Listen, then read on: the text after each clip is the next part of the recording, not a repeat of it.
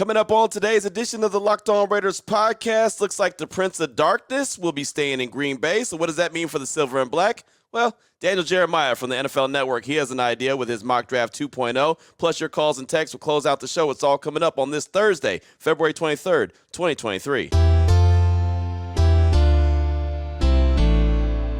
Just win. Just win. Just win. Just win. The autumn wind is a raider, pillaging just for fun. He'll knock you round and upside down and laugh when he's conquered and won, and won, and won, and won, and won. And welcome in, Raider Nation, to another edition of the Locked On Raiders podcast. Thank you so much for making the show your first listen each and every day. Remember, you can find the Locked On Raider podcast free and available on all platforms. That includes YouTube. Thanks to my man Ari. Each and every day, he does a fantastic job making sure we're up on YouTube, making sure we're sounding good, looking good. Yeah, he's doing everything behind the scenes to make sure we're up there. And a lot of folks have responded by way of YouTube and said that it looks good and sounds good. And so we definitely appreciate Ari and his efforts, and we definitely appreciate everyone who checks out the YouTube page as well. Today's edition of the Locked On Raiders podcast is brought to you by FanDuel Sportsbook, the official sportsbook of the NFL. Make every moment more. Visit FanDuel.com/LockedOn today to get started. Now, of course, a lot of the conversation when it comes to the Raiders right now has to do with the quarterback position. Who's going to be under center in 2023? I'm a firm believer that if the Raiders could find a way to get Aaron Rodgers, and it makes a lot of sense as far as the draft capital, and you got to pay him a lot of money, but if you can make it work as far as the draft capital, I'm a firm believer that that'd be the way to go in 2023. Yes, I know it's a small window of how long he's going to play, probably a 2-year maximum situation, maybe 3 years if he's feeling froggy, but it looks like that's not even going to matter. It looks like that's not even going to be an option. Jeff Darlington from ESPN does a fantastic job covering the NFL like a glove. He talked about on NFL Live on Wednesday, he talked about the Aaron Rodgers situation. He talked about the Derek Carr situation. And from his point of view, one, the Jets should go ahead and go full court press when it comes to Derek Carr because Aaron Rodgers sounds like he's staying in Green Bay. Here's what he had to say. I've learned two things in the past 24 hours that make me kind of believe that the Jets, it's time for them to simply sign Derek Carr. The first of which is a conversation I had with a very important Green Bay Packers source, who quite honestly believes that Aaron Rodgers will be back with the Packers and that all of this is being overhyped. He looks at the contract that Aaron Rodgers signed last year, the commitment that he gave to the team, and believes that at the end of the day, Aaron Rodgers will be back with the Packers. There's another bit of information, and that is the impeccably sourced report from Diana Rossini talking about that the Jets told Derek Carr in his meeting that they believe that with the Jets, he will be a Hall of Famer. Okay? If that's not just total BS, if they're just not trying to inflate him, which maybe that is the case, go sign Derek Carr right now. You're potentially waiting on a guy in Aaron Rodgers who might or might not be available when you have a guy who is just in your building who you believe will be a Hall of Fame quarterback as a New York Jets player. What are you waiting on? So from everything that you heard from Jeff Darlington right there, it definitely sounds like whoever he talked to in the Green Bay organization, they feel very comfortable saying that Aaron Rodgers is going to be returning to the Green Bay Packers. Now, of course, that's not set in stone. That doesn't mean that he doesn't have an opportunity to leave if he decides to come out of the darkness and say, you know what, Green Bay is just not where I want to be. But we all knew it was a long shot that most likely he'd return to Green Bay. And why wouldn't he, right? If you look at the scenario, why wouldn't he return to Green Bay? He's got everything the way he wants it. He's got, full say just about in everything he does. He runs the offense the way he wants to. Of course, Matt LaFleur is the head coach, but if Aaron Rodgers gets a little squirrely and does his own thing, who's going to tell him otherwise? He's as well is allowed to go into the darkness and decide if he's going to play each and every year, and they're going to wait for him, and they're going to make a decision. Now, Green Bay at some point could say, you know what, we got to see what Jordan Love has, and we're going to go ahead and we're going to move on from Aaron Rodgers. But I doubt that. They've got to win now. They want to win now. It's all about winning in the league. And the guy that gives the Packers the best opportunity to win is Aaron Rodgers. So I don't think they're going to be pushing him out of the door anytime soon. And again, he could surprise everyone and decide, yeah, I want to play, but I don't want to play here. And Tom Pelissero from the NFL Network, he actually talked about that scenario. If Rodgers does decide, hey, I want to play, just not in Green Bay, here's what Aaron Rodgers could do, according to Tom Pelissero. If Rodgers decides he wants to play and does not want to play in Green Bay or does not want to play under whatever circumstances are laid out for how the Packers are going to proceed here, then he's going to become available.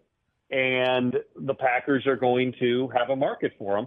But also the other dynamic here is because he basically has veto power over any destination because of both the contract and the retirement threat, he can narrow it down to more or less one team and say, I'm only going there.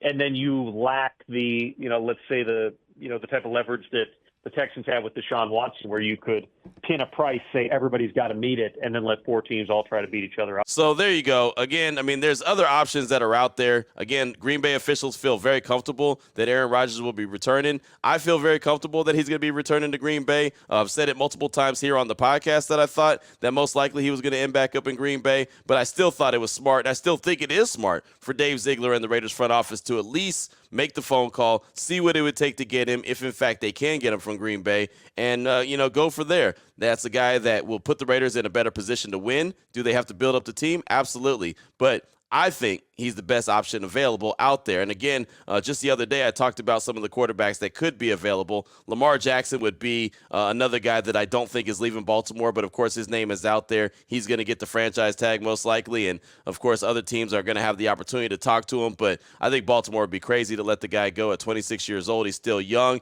He's still a hell of a player. And that whole offense is built around him. If they were to move on from Lamar Jackson, they'd have to reconstruct that whole offense. It is absolutely built for Lamar. And the one thing I do think, if somehow, some way, crazy things happen and Lamar ended up in Las Vegas, would the offense be right for him?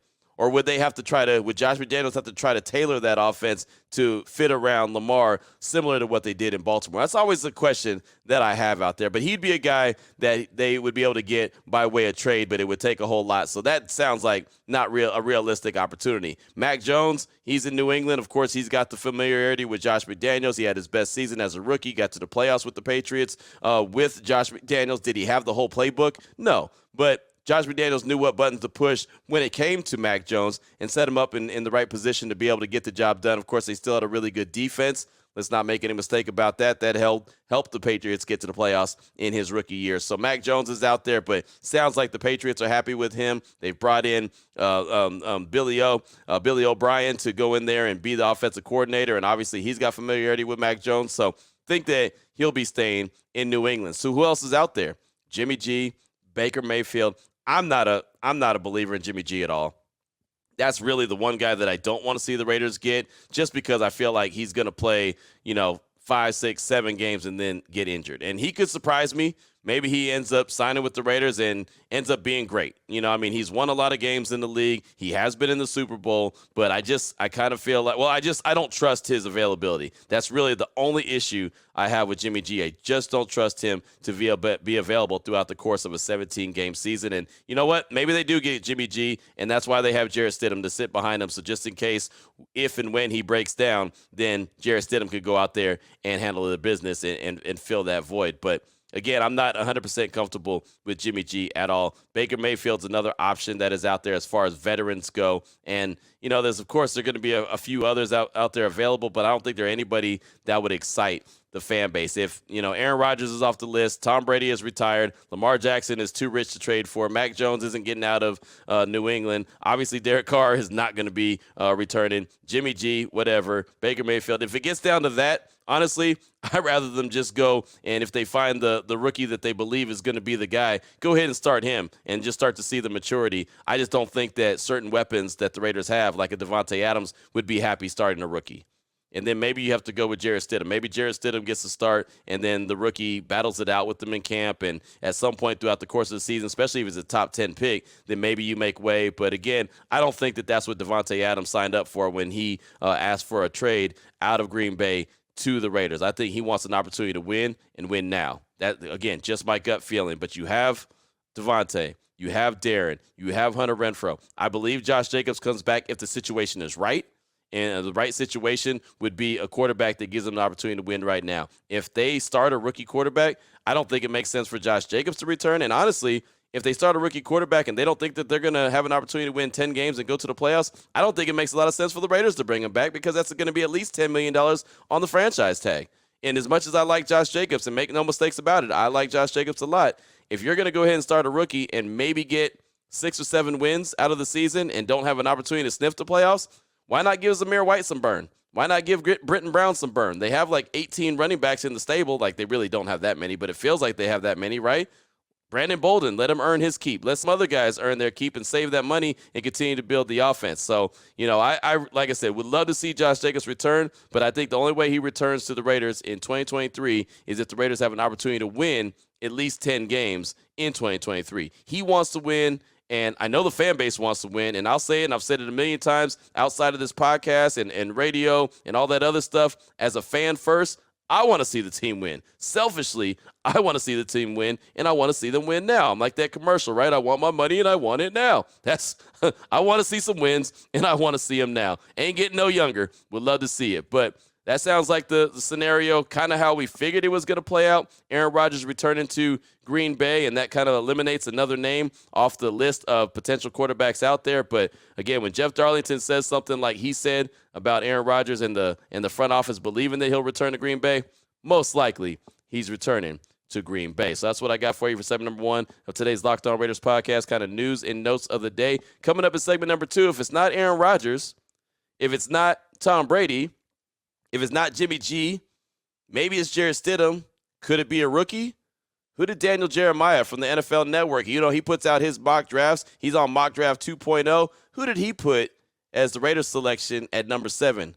Could it be a quarterback? Well, we'll talk about it coming up in segment number 2 after I tell you about the title sponsor of the show, which is FanDuel. And, well, the second half of the NBA season is about to get underway. Excited about that. And I say second half, it's really like the last quarter of the season. There's only a handful of games left to go before the playoffs. But right now, it's the perfect time to download the FanDuel app. It's America's #1 sports book because new customers get a no-sweat first bet up to $1,000. That's bonus bets back if your first bet does not win. Just download the FanDuel Sportsbook app. It's safe, secure, and super easy to use. Then you can bet on everything from the money line to points scored to even threes that are drained in a game. And Steph Curry's on his way back. Apparently, he's getting closer to returning. So when he gets back, there'll be tons of 3 balls drained in the game, if you know what I mean. Plus, FanDuel even lets you combine your bets for a chance at a bigger payout with the same game parlay. Don't miss a chance to get your no-sweat first bet up to $1,000 in bonus bets when you go to FanDuel.com/lockedon. That's FanDuel.com/lockedon to learn about more. Make every moment more with FanDuel, an official sports betting partner of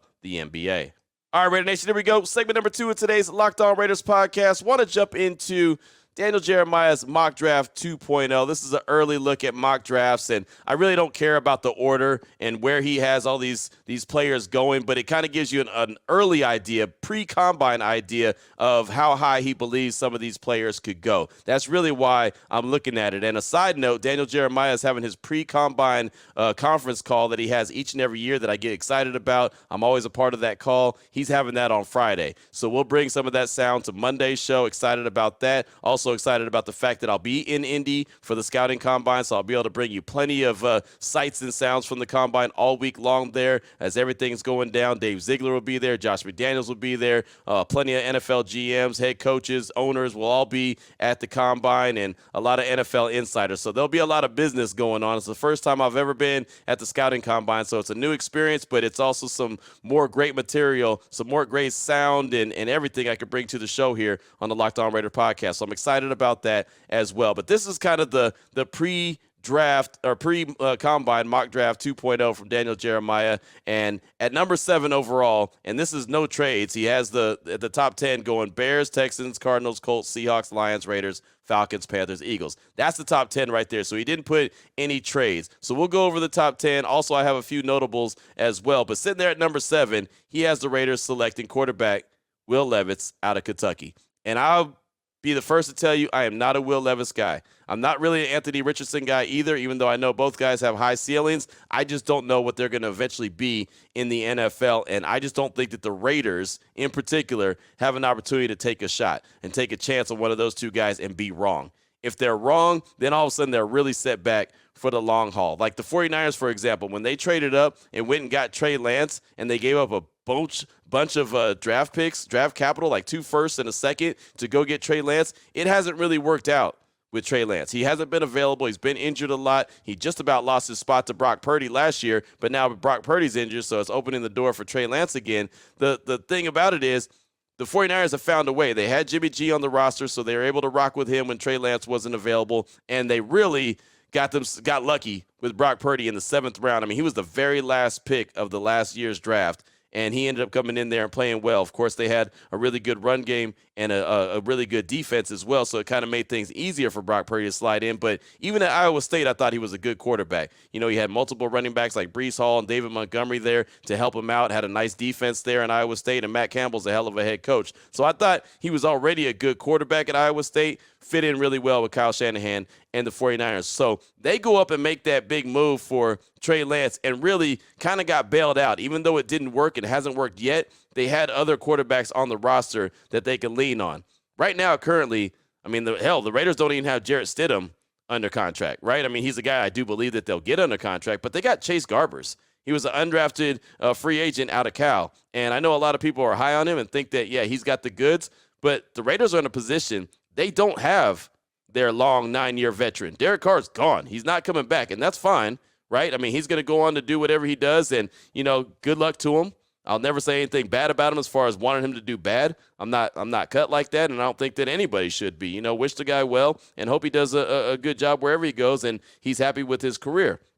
But he's not like Jimmy G, where no team wanted him because he was injured. I mean, he's gone. Jimmy G was stuck on the 49ers roster because he was injured. They wanted a team to trade for him, and nobody did. So he stuck around. And then when Trey Lance got injured, oh, hey, by the way, here's your veteran in Jimmy G. So they really got bailed out that they had an answer when Trey Lance went down. And then, of course, they lucked into Brock Purdy as well. So they have a really good opportunity. But if the Raiders – they whiff, say they draft a quarterback at number 7, and it's a guy like a Will Levis or Anthony Richardson, and they don't cut it, then all of a sudden they're looking back and saying, okay, now what?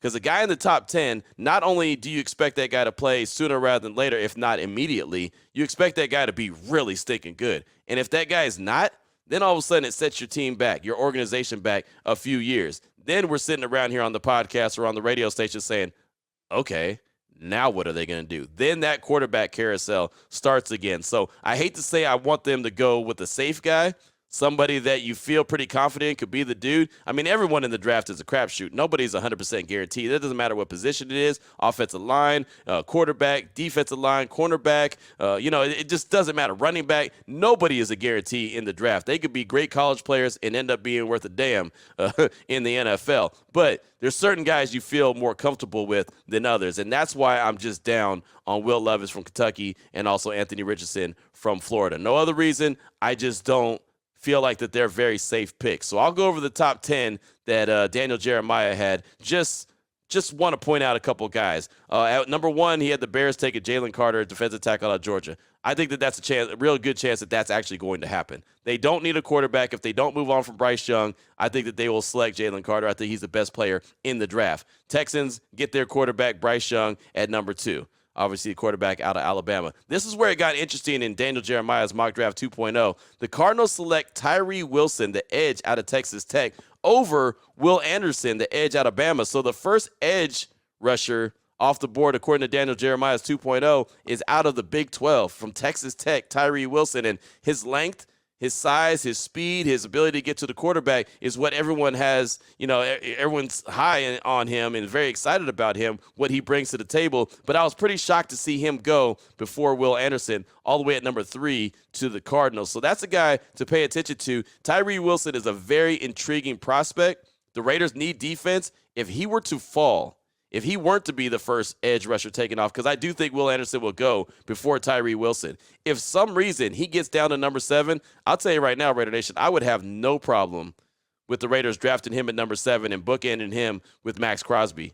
Having Max on his contract extension, of course, Chandler Jones, I believe they're going to try to restructure him. And then you put a guy like Tyree Wilson out there, 2 guys that can get to the quarterback. They still need to address the interior, the defensive tackle position. But if you have an edge rushers when it comes to Tyree Wilson and Max Crosby, I think that that's a good little start to a better defense than the Raiders have had. And of course, if some stupid reason Will Anderson were to fall all the way to 7, yeah, go ahead and get him quick, fast, in a hurry as well, the edge out of Bama, but I don't think he'll be there either. So Tyree Wilson goes number 3. Then the Colts at number 4 take C.J. Stroud, quarterback out of Ohio State. They need a quarterback. It's a no-brainer that they're going to get one, even if they might even have to trade up to go get the guy that they want. At 5, he has the Seahawks taking Will Anderson, and why wouldn't they, right? Why wouldn't the Seahawks? Didn't that feel like such a Seahawk move to go and get a edge rusher like that and continue to try to build that defense? It's so Pete Carroll-like. Now, the one thing I'll say about that is, what if they don't re-sign Geno Smith? What if they don't,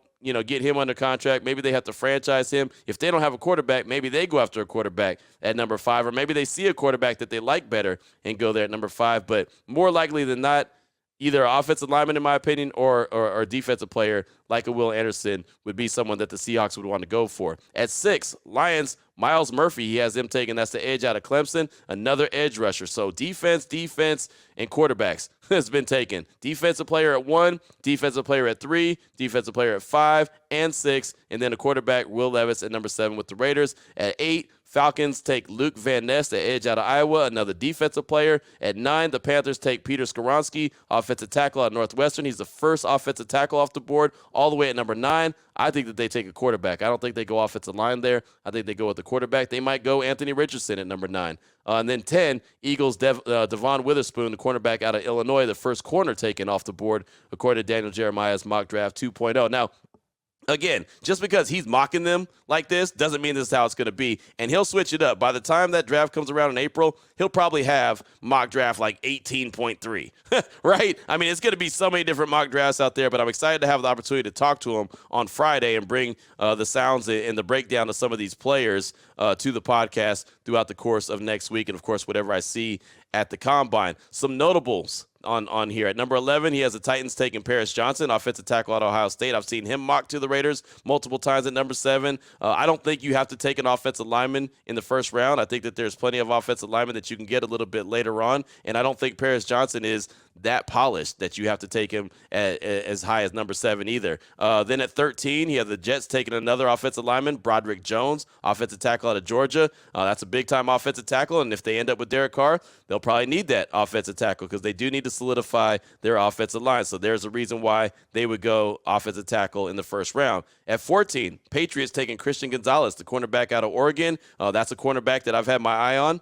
I wouldn't mind the Raiders going and making a move like that. I don't know if 7, maybe if the Raiders are able to trade back a little bit and pick up some extra draft capital, maybe you can get a Christian Gonzalez, or you can get a Joey Porter Jr., cornerback out of Penn State, who DJ has him going 16 to the Commanders. So there you go, a couple corners right there off the board. Christian Gonzalez at Oregon at 14, and Joey Porter Jr., cornerback out of Penn State, at 16. A couple more real quick, and then we'll wrap up segment number 2. At 17, he has the Steelers taking Darnell Wright, offensive tackle out of Tennessee. That's a guy that intrigues me. A guy who did a really good job his senior year, hasn't given up a sack in 18 straight games. He is a right tackle. The Raiders need a right tackle. So I talked about trading back, picking up more draft capital. If they can do that and find a way to get Darnell Wright, I'd be good with that.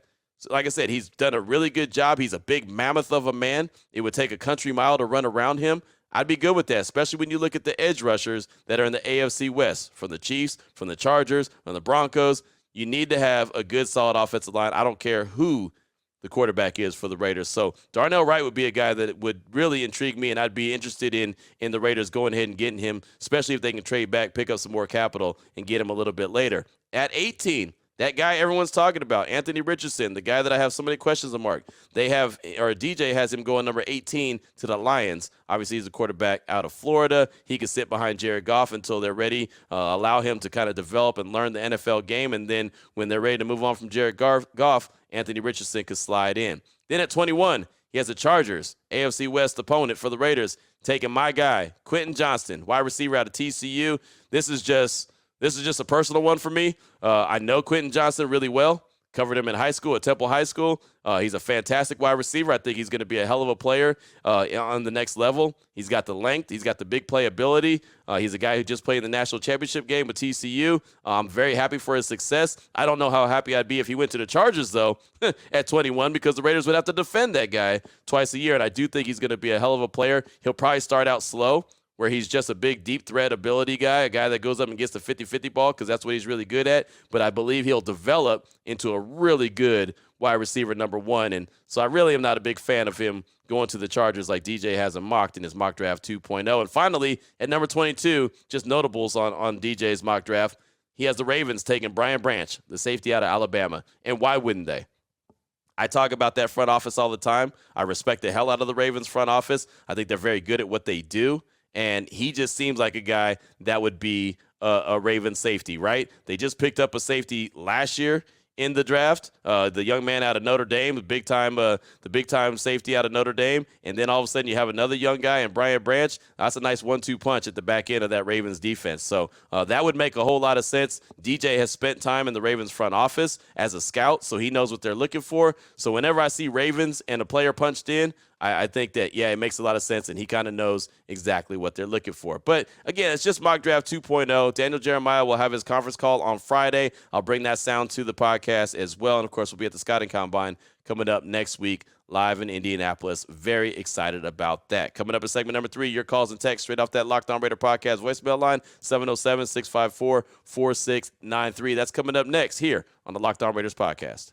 Here we go, Raider Nation. Segment number 3 of today's Locked On Raiders podcast. Your calls and texts straight off that Locked On Raider podcast voicemail line, 707-654-4693. Went a little long in the first 2 segments, so I'm only going to have time for a couple calls here and a couple texts, but we'll try to get to them quick, fast, and in a hurry. Let's start out with Raider 541. He's thinking about the quarterback position and has a name he'd like to throw out there that nobody has mentioned, and also talks a little bit of draft. Here he is, Raider 541. Hey, Q, this is Raider 541. I was just calling in on some thoughts I had at the quarterback position and on the upcoming draft, just to get your ideas and your thoughts on my quarterback idea.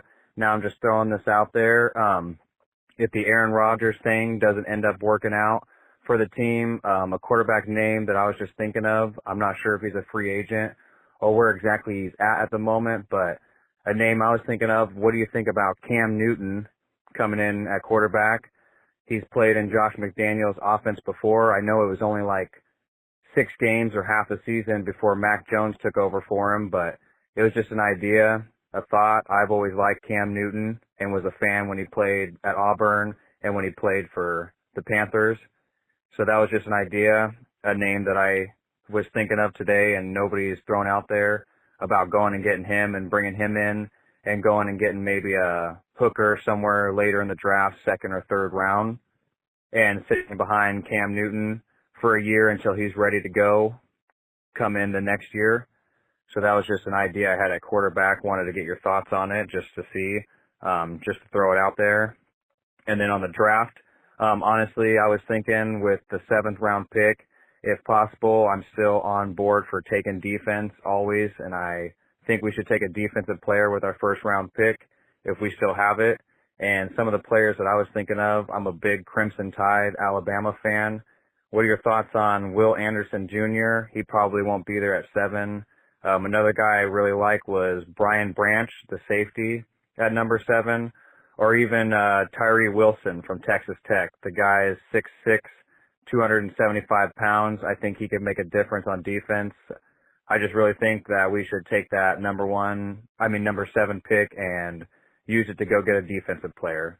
So those are just some of my thoughts and ideas. Love listening to the show. Thanks so much.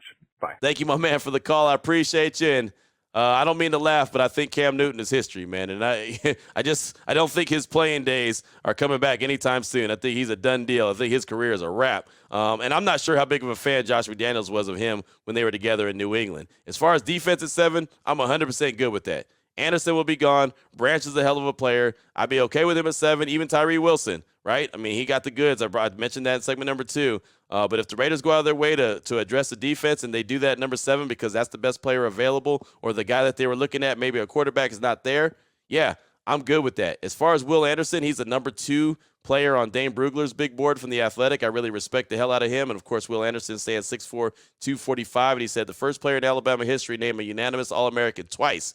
Will Anderson Jr. is an explosive first-step rusher with a bendy, flexible frame that allows him to attack blockers from different angles. As talented as he is as a pass rusher, he's equally skilled and dynamic as a run defender. 62 tackles for loss in 41 college games. As far as Tyrese Wilson goes, number 8 on Dane Brugler's big board. He's the edge out of Texas Tech, 6'6", 270. He says, while his game lacks refinement, Tyree Wilson has length, speed, and power for days. Outstanding foundational traits for a scheme, versatile defensive lineman. With his linear explosion and forceful hands, Wilson can swipe, rip, or simply go through blockers as a bull rusher. Could you imagine that description and Max Crosby, one on one end, one on the other end? I think that's a hell of a combo trying to get to the quarterback. And finally, you mentioned Brian Branch. He's number 16 on Dane Brugler's big board, safety out of Alabama, 6 foot, 193. With his ability to play any position in the secondary, Brian Branch will be highly coveted by teams looking for a defensive back versatility. Dave Ziegler loves versatility. With his instincts and toughness, Branch projects best as a nickel defender who is sticky in man coverage and reliable in run support. After ranking 26th overall in August and 19th in November, Branch has continued to climb on my board. So there you go. Versatility. He could be a nickel defender, sticky in man coverage. That sounds like what Patrick Graham would like to do. Run man coverage, be really reliable in run support, a guy who could play multiple different positions. Yeah, if that doesn't sound like what Dave Ziegler is looking for and what Patrick Graham is looking for, I don't know what would. So thank you so much for that. Sorry for the lengthy answer, but I definitely thought it was worth giving some breakdowns on all three of those guys. And again, if they go defense at number 7 and really go defensive heavy in the draft in general, I'm good with that. So thank you so much for that call. Next up, got a text from Priscilla from Riverside. She says, hey, Q, this is Priscilla from Riverside. Going into the offseason, it's really hard to see and imagine what the silver and black is going to look like. I know there's a lot of buzz around keeping Josh Jacobs a priority, but how do you feel about Zamir White? I feel like he's someone everyone is sleeping on, and once he gets more time to showcase his abilities, it's going to shock people. Love your podcast. My husband and I always discuss your podcast when we get home from work, and tomorrow's his birthday. If you could wish him a happy birthday, I'm sure that'd make his day. Anyways, thank you, Q. Raider Nation for life. That's for Priscilla from Riverside, and that was a great text, except for one thing, Priscilla. You didn't tell me his name. What's your husband's name? You didn't say it. You're going to have to do like myself and the wife. Call herself husband and wife. So, husband of Priscilla, happy birthday. Thanks for listening to the show. Thanks for checking out the podcast. I definitely appreciate you. And to your points, Priscilla, about Zamir White, I like him. I like him a lot. I would like to see Josh Jacobs return, but I think Josh Jacobs only returns, as I mentioned it in segment number 1, that he only returns if the Raiders have an opportunity to win, and that's going to be dependent on who that quarterback's going to be. So, yeah, if they're not going to be in a position to win, if it's basically going to be just about a rebuild mode in 2023, then let Josh Jacobs walk. Let him have an opportunity to go win somewhere else and get his payday somewhere else, and let Zamir White, see what he's got, because I think he does have the goods. Like you said, he's not very good at catching the ball in the backfield. That's not one of his strengths, but it's also something he can do if he has to. And the Raiders have other running backs on the roster that could do that as well. So, yeah, it should be interesting to see what happens. We'll all know a lot once we start to see how it shapes up, and it's all going to start to shape up with that cornerback position. But again, shout out to your husband. Hopefully he has a happy birthday, and I do appreciate you guys checking out the podcast. Let me close things out with my guy, Raider Al in Georgia. He's calling to talk about Aaron Rodgers as the Raiders' next quarterback and who he wants to fill that void. Here he is, Raider Al in Georgia. Q Dog, Raider Al from Georgia. What's up, Raider Nation? Hey, Q, I want to start out by, I'm not a big Twitter guy, but I see all the hate thrown at you on Twitter. Brother, just keep doing what you're doing, man. As a 64-year-old man, I live by hate breeds motivation for me. I turn on ESPN, which I rarely listen to, ESPN radio. I'm definitely a radio guy. And I hear my boy Q, man. So keep doing what you're doing, brother. I remember you was on the Black Hole banner, bro. You have come a long way. Be proud of yourself, because I'm proud of you. I'm proud of you just like you're my son. Also, Aaron Rodgers. I'm going to say a hard no, man. I do not want that diva, man. You see what he's doing now? If we give up a bunch of picks for him, this is going to be an every year thing. I say hard no to Aaron Rodgers. Who do I want? I don't know. But I don't want Aaron Rodgers. I want to keep our 11 draft picks that we have and try to build a team. Raider Al, out. Thank you so much for the call, my man. And yeah, it's been a long ride, and you've been rocking with me for a long time. I appreciate you, man. From Black Hole Banter to Locked On Raiders, ESPN Central Texas, Raider Nation Radio 920, ESPN National, everything that you mentioned. Yeah, man. I mean, you've been rocking with me for a long time. It was great to catch up with you and the family when you were here in Las Vegas. I appreciate you. And as far as the quarterback position goes, I mean, if they get Rodgers at all, at least you know that, you only have to worry about his antics. That's all you have to worry about. Yeah, he's, every year he's going to go into, maybe a dark tunnel or decide, yeah, I want to play. No, I don't want to play. I don't know what I want to do. That's the only thing that you have to worry about. You don't have to worry about his play on the field. Once he gets on the field, he's going to be good, right? And he's got that connection with Devontae Adams. But again, it sounds like he's returning to Green Bay. It was always a long shot anyway, but it sounds like he's going to return to Green Bay. So like you said, you don't know who's the quarterback outside of that. I don't either. That's the thing about it. I don't either. A lot of people think that, this front office doesn't have a plan. And I've said it many times on the radio. I've said it on Twitter. I've said it to anyone who will listen. I refuse to believe guys that are in the front office, Dave Ziegler, Champ Kelly, Josh McDaniels, I refuse to believe that they're just trying to wing it, right? And the example I used on my radio show on Wednesday was there's guys that I work with that go to the radio station and just try to wing it. And it doesn't work very well. You have to really go in and have to have a plan. Every show has to have a plan, regardless of what it looks like. Oh, they just go in there and start talking. No, you literally have to have a plan of what you're doing. Hell, this podcast, I've got to have a plan. I can't just turn on the mic and just wing it. If I do that, you'll know the quality won't be there. So I refuse to believe that this front office is going to try to wing it. I think that they have a plan. And hopefully they have the plan. I've said it so many times. You can't just have a plan. You've got to have the plan. You moved on from a 9-year vet. Fine, no problem. That wasn't your guy. Cool. No doubt. Everything, the NFL stands for not for long. No one ever sticks around forever, right? I mean, it's just, that's what it was. There was the Raiders before Carr. There's the Raiders after Carr. The problem is, do you have a real deal plan in replacing him, or do you just have a plan? If you only have a plan and not the plan, that, my friend, is when there's a problem. But thank you so much for that call, my man. Hopefully the family is doing well. And next time you have an opportunity to come to Vegas, man, let me know. We definitely want to link up, get a couple cold ones together. Definitely appreciate you as always. And that's all I got time for on today's show. Like I said, I went a little long in the first couple segments. Got a text from Raider B in Connecticut. We'll get to that tomorrow. Raider X, Jolly Roger J, Raider Matt in Orange County. Got all that plus more. We'll get tomorrow's show as we close out the week really, really strong. Head into the weekend, and then the next time we talk, we'll be at the Scouting Combine in Indianapolis, and I'm excited about that opportunity. So until then, Raider Nation, thanks so much for making the Locked On Raider podcast your first listen each and every day. Remember, you can find the show free and available on all platforms, including YouTube. Thanks to my man Ari, doing a great job each and every day, holding us down, making sure we're on YouTube. So until Friday's show, Raider Nation, take care of yourself, take care of your family, love on your family. Most importantly, as always, just win, baby.